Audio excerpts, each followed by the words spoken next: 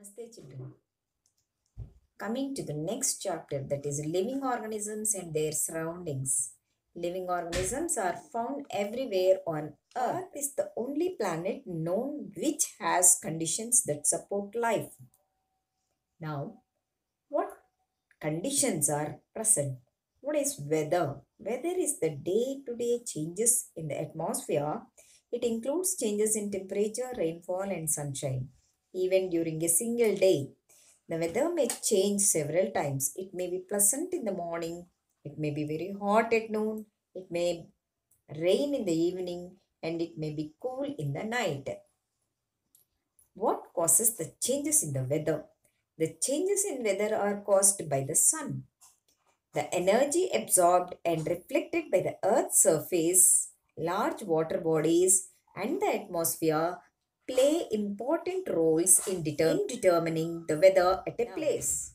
Climate is a much wider concept than the weather. It can be defined as long-term prevalent weather condition of an area determined by latitude, altitude, climate, etc. Means the average pattern in which the weather of a place changes from time to time. It can be determined by distance from the equator, that is latitude, height from the sea level, that is altitude, amount of precipitation received, amount of sunlight received.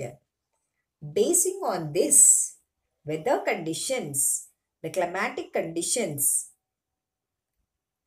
all those features which make an organism live successfully in a particular climate, which is known as our environment, in which they are found are called adaptations. So living organisms where they found and live successfully in a particular climate or environment in which they are found are called adaptations. Now, today we are going to learn about living organisms and their surroundings. So, living organisms are found everywhere on the earth. Now, what is habitat? The natural living place of an organism is its habitat. That is, an organism depends on its habitat for food, water, air, shelter, etc. Several kinds of organisms are found in a habitat. Once again, the surroundings where an organism lives is known as its habitat. There are two components of a habitat. There are two components of a habitat. They are biotic components and abiotic components.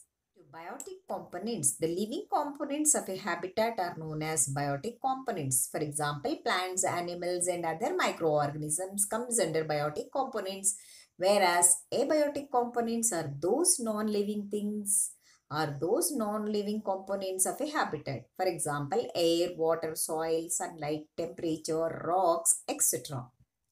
Now, what is adaptation? The presence of special features in or certain habits which enable a plant or an animal to live in its surroundings is called its adaptation.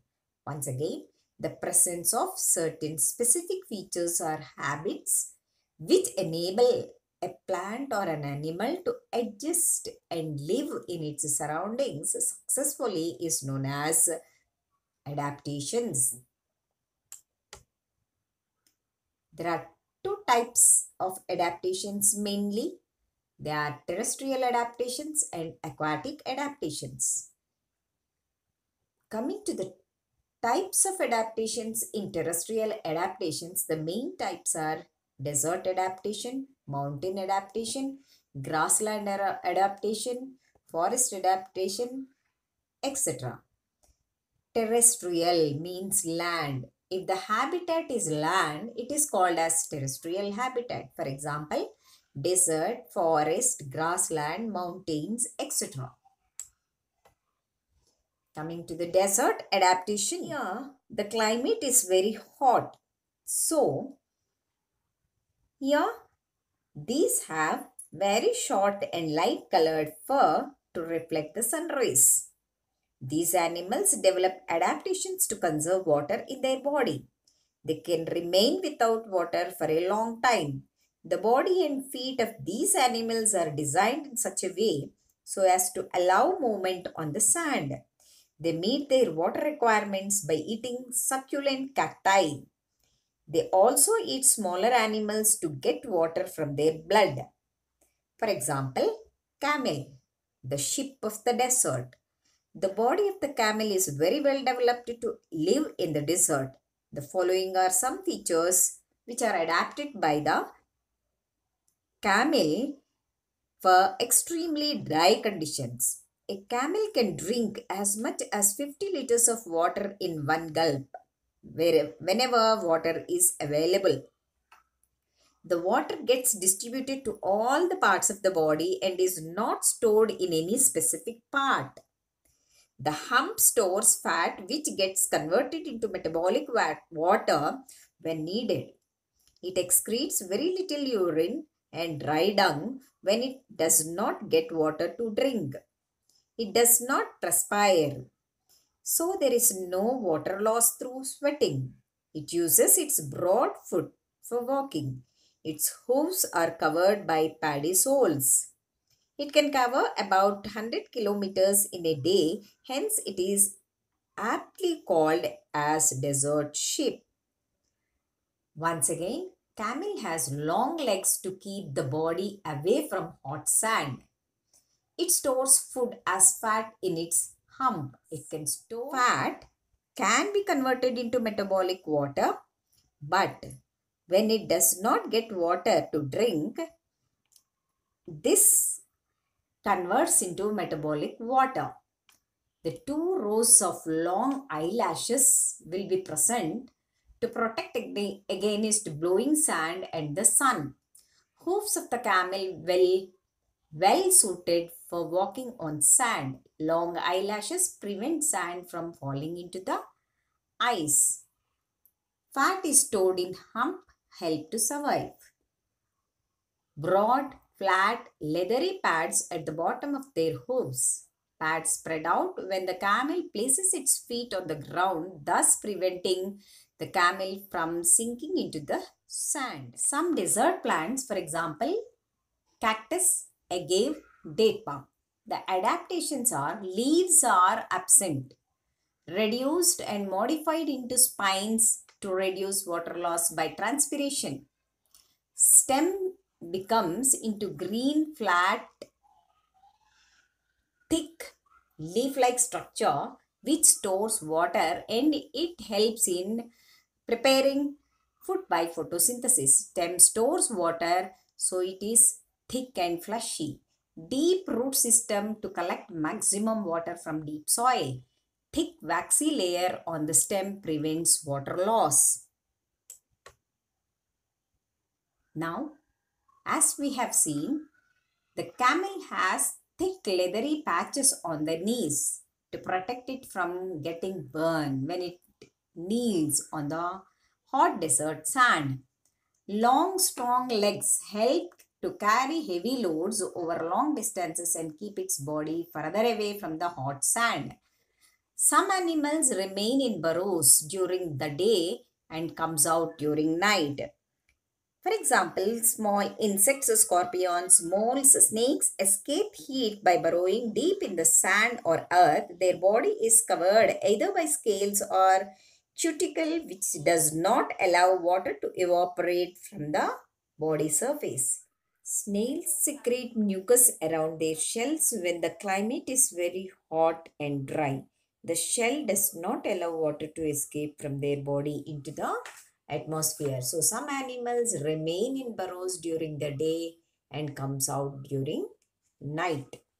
Now the first slide here shows the desert animals in burrows. Next, coming to the next land habitat is mountain regions.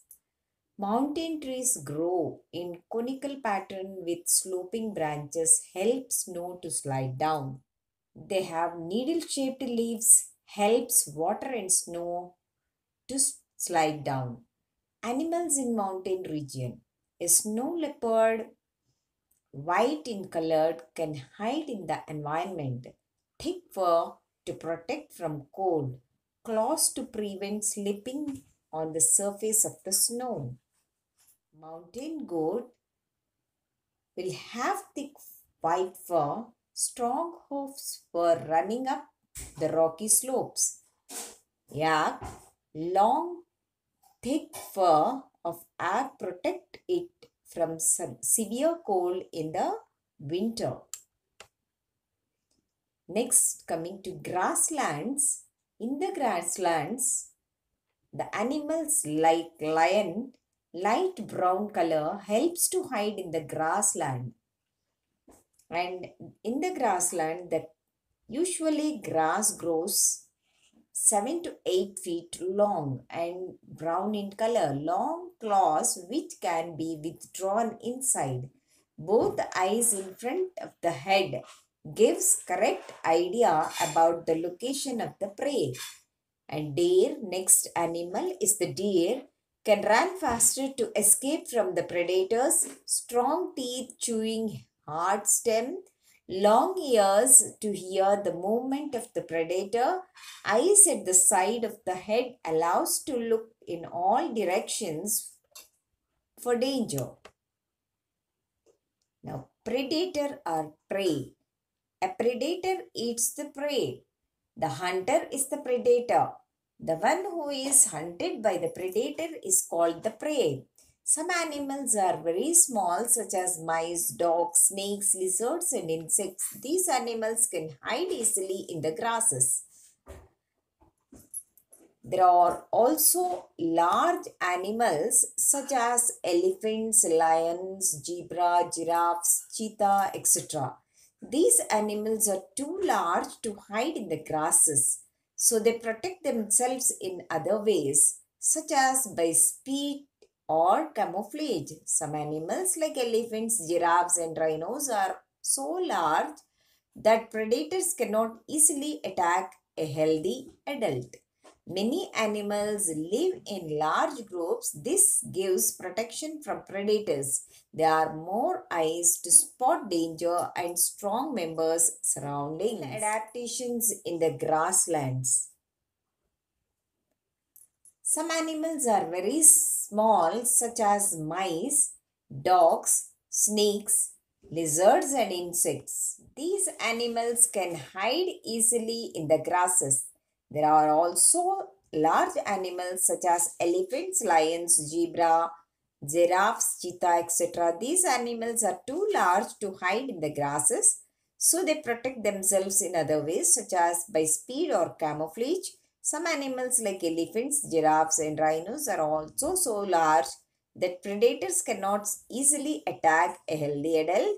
Many animals live in large groups. This gives protection from predators. There are more eyes to spot danger and strong members surround.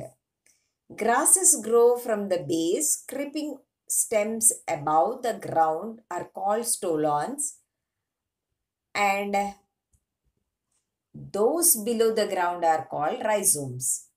As these creeper stems spread out, shoots grow up and produce leaves. The deep spreading root stems make sure that even in drought, the plants are able to get water. Long, narrow leaves like grass do not lose as much water in the heat as big leaves do.